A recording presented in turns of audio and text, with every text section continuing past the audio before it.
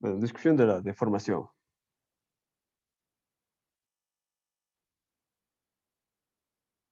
Bueno, entonces empezamos con la interpretación física de los tensores de deformación. Viene dado entonces un plano tridimensional dado por un segmento PQ orientado hacia el eje X1, que este es paralelo al mismo. Este está en la configuración de referencia, más conocida como configuración material. Dicho segmento tiene un vector T unitario de dirección al eje X1 y de igual forma está dado por un vector longitud.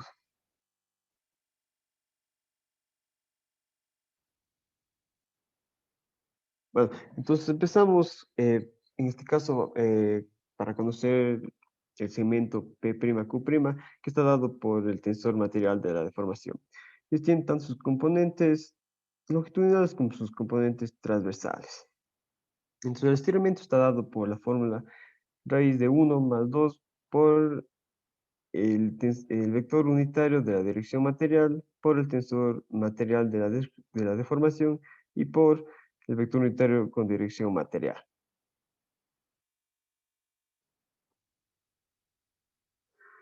Entonces se puede hallar los estiramientos de tanto el eje X, Y o Z, depende de cómo se esté trabajando. Entonces los componentes longitudinales de tanto el X, Y y Z cuando sean cero, los agregamientos de igual forma van a ser cero y por lo tanto no hay agregamientos en ninguna de las direcciones en las que se esté trabajando. Entonces podemos también relacionarlos con los ángulos. Entonces en este caso también, de igual forma tenemos un plano tridimensional en el cual tenemos un segmento PQ, pero que tiene sus vectores unitarios en dirección material. Y tenemos también un pequeño plano de componentes espaciales. Entonces, para realizar el cálculo de la variación del ángulo, tenemos que el coseno del ángulo va a ser igual a 2 veces el componente transversal, en este caso de XY, dividido para el estiramiento en X por el estiramiento Y. Y una fórmula simplificada que sería la variación de teta mayúscula, que sería el teta material, va a ser igual al teta minúscula menos pi medios, que es igual al menos al arco seno de 2 veces multiplicado por el componente transversal dividido para sus respectivos estiramientos. Entonces, podemos concluir que si los componentes transversales son iguales a cero, la deformación no produce variación del ángulo en los segmentos iniciales, las direcciones que se esté trabajando. Y de igual forma podemos hallar la variación del ángulo en sus diferentes ejes que se esté trabajando, con dichos son los que se ven en la pantalla. Finalmente tenemos el tensor especial de deformación, que dicho, de igual forma tiene los componentes de la diagonal principal, que se llaman deformaciones longitudinales. Los componentes restantes se llaman deformaciones transversales y van en función de los estiramientos y alargamientos unitarios según el eje de compresión actual o deformada. Entonces, estos tensores también se pueden hallar de manera muy similar a los tensores materiales. En este caso únicamente cambia la nomenclatura, que aquí es E minúscula. Solo únicamente lo que cambia aquí es la forma del estiramiento, que se está dado por 1 dividido para la raíz cuadrada de 1 menos 2 multiplicado por el vector unitario con dirección espacial por el tensor espacial de deformación y por nuevamente el vector unitario de dirección espacial, y los restos de cálculo se darán de la misma forma que se dio anteriormente.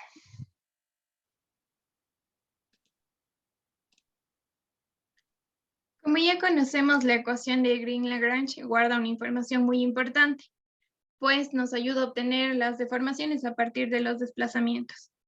Sin embargo, ahora vamos a hablar de la deformación infinitesimal, que se aplica ya que en la actualidad y en las cuestiones físicas no hay deformaciones muy grandes. Al decir esto, vemos que la configuración de referencia y la configuración actual no van a tener cierta diferencia, y expresado gráficamente la vemos de esta manera, como una sola. Al no haber estos desplazamientos, como dijimos, van a haber ciertas similitudes, y asimismo, como las configuraciones van a ser las mismas, los gradientes de los desplazamientos también serán infinitesimales.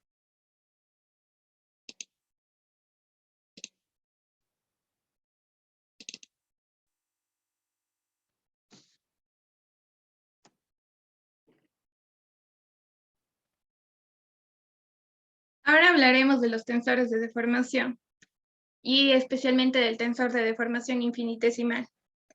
El tensor del gradiente de los desplazamientos se ve dado por la letra J. En este caso, la J minúscula hace referencia a la configuración actual y la J mayúscula a la configuración material. Como decimos que estos son pequeños, los podemos ver con el tensor material de la deformación de Green-Lagrange y también el tensor espacial de la deformación del tensor de Almanzi. Como dijimos, este tensor del gradiente va a ser muy pequeño, por lo que si nosotros multiplicamos una cantidad pequeña por otra pequeña, nos va a dar una cantidad mucho más pequeña, y esta puede verse erradicada aquí, entonces nos queda una ecuación mucho más concisa. Este mismo análisis se puede hacer con el tensor espacial, y como nos damos cuenta, estos tensores pueden expresarse como uno solo, sin la necesidad de hacer distinciones y pensar si se necesita la configuración actual o la configuración de referencia, y se resume en el tensor de deformación infinitesimal.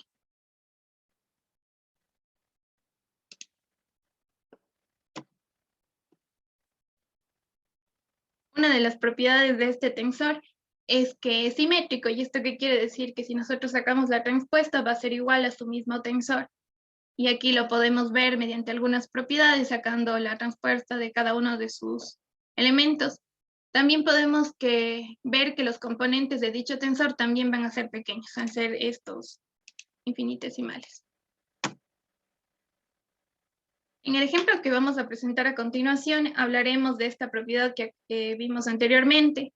Tenemos las ecuaciones de movimiento de un medio continuo. Se nos pide determinar bajo qué condiciones se puede dar un caso de deformación infinitesimal y obtener asimismo sus tensores haciendo un análisis. Sacamos el campo de desplazamientos que nos dio el de aquí, y recordamos que lo que vimos anteriormente, en una deformación infinitesimal se habla de desplazamientos muy pequeños, por lo cual la letra A que acompaña a cada uno de los componentes tiene que ser también un valor muy pequeño. Sacamos el tensor de deformación que viene dado por el gradiente, también la ecuación de deformación infinitesimal, y nos dio la siguiente matriz, que la veremos también asociada con lo siguiente. Al sacar el tensor material y espacial de la deformación, vemos que estos dos no van a ser iguales, pues se trata de configuraciones diferentes, pero se van a asociar muy pronto. Al nosotros sacar el tensor material, nos dio un medio de esta matriz, y al sacar el tensor espacial, un medio de esta matriz. Vamos a ver cómo son desplazamientos muy pequeños, se evitan estos valores de a al cuadrado, a al cubo y a la cuarta, porque vamos a hacer solo relaciones lineales, y vemos que hay cierta similitud entre el tensor material y el tensor espacial, con lo que corroboramos, como le dijimos anteriormente. También tenemos una correlación entre el estiramiento y el alargamiento. Como vimos en la primera parte, existe esta relación que se relaciona con la longitud de dicho segmento diferencial, y lo podemos ver esta relación para un mismo punto en donde el alargamiento será el estiramiento menos 1. También tenemos esta expresión entre la longitud del deformado y el original, pero como dijimos no va a haber diferencia, así que podemos deducir que esta T mayúscula que hacía referencia a la configuración material va a ser igual a esta T minúscula, y la reemplazamos en esta ecuación. Si hacemos esos artilugios matemáticos con la serie de Taylor, nos va a dar la ecuación de aquí, que como vimos, X va a ser representado por 2T, por E y por T, por lo que tenemos estas nuevas ecuaciones de estiramiento y alargamiento, pero ya para las deformaciones infinitesimales.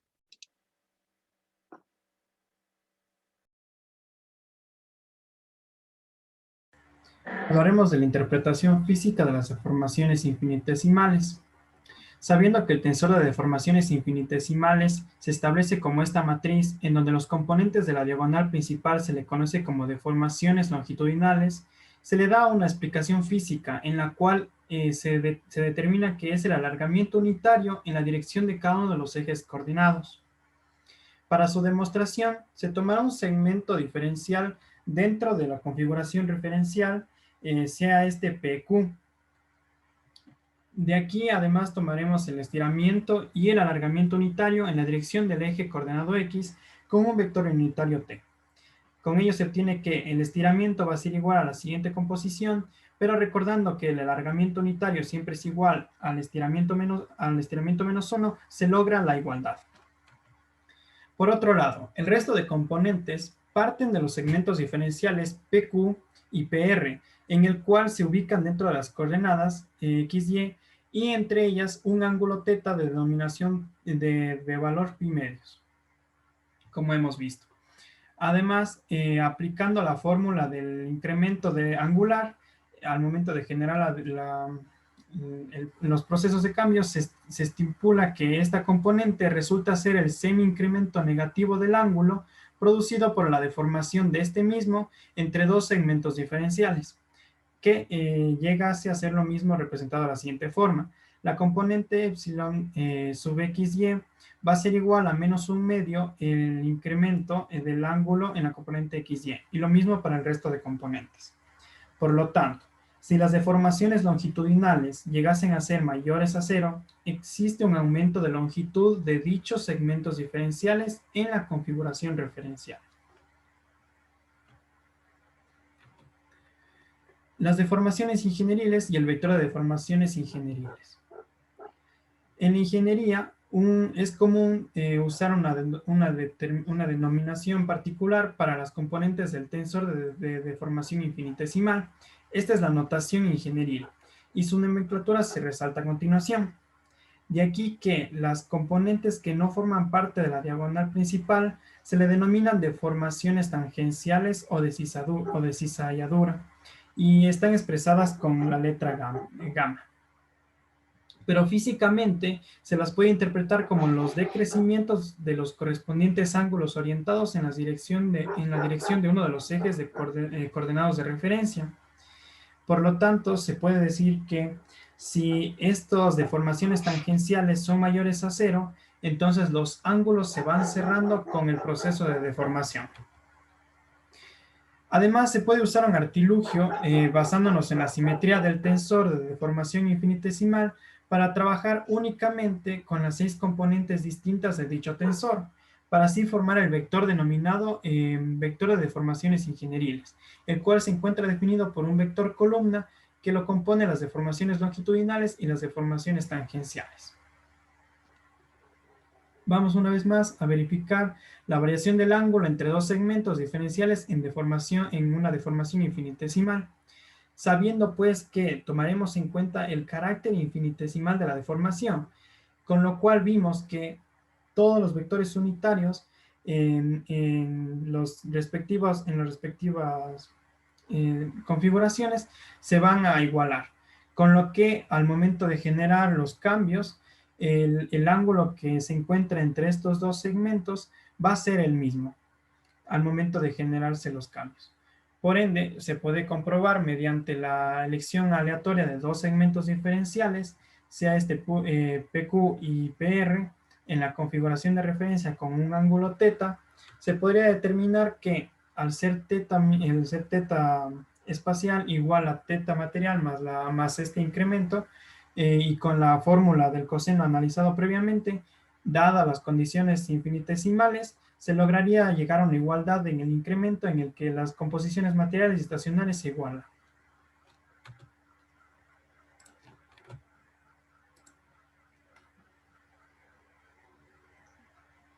Ahora veremos la descomposición polar. El teorema de descomposición polar del análisis tensorial establece que dado un tensor de segundo orden, F, tal que éste sea mayor a 0, existe un tensor ortogonal Q y dos tensores simétricos U y B. Como podemos ver, aquí están sus fórmulas. La descomposición es única para cada tensor F y se denomina descomposición polar por la izquierda si F es igual a Q por U, y descomposición polar por la derecha si F es igual a B por Q. Cabe recalcar que los tensores U y B son tensores derecho e izquierdo de estiramiento respectivamente.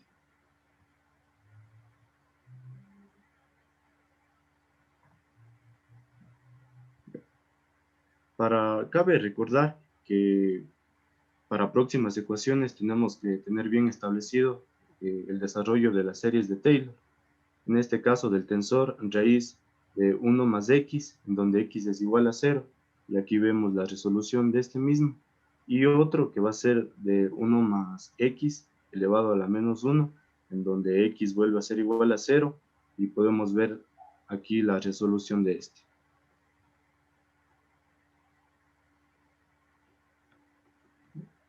Para el caso de deformación infinitesimal, recordando expresiones anteriormente vistas, tenemos que para el tensor f, que va a ser igual a 1 más j, y el carácter infinitésimo de las componentes del tensor j y del tensor u, que se pueden reescribir como la raíz de f transpuesta por f, que reemplazando y utilizando las series de Taylor, nos va a dar igual a u, que va a ser igual a 1 más epsilon, en este caso la deformación infinitesimal.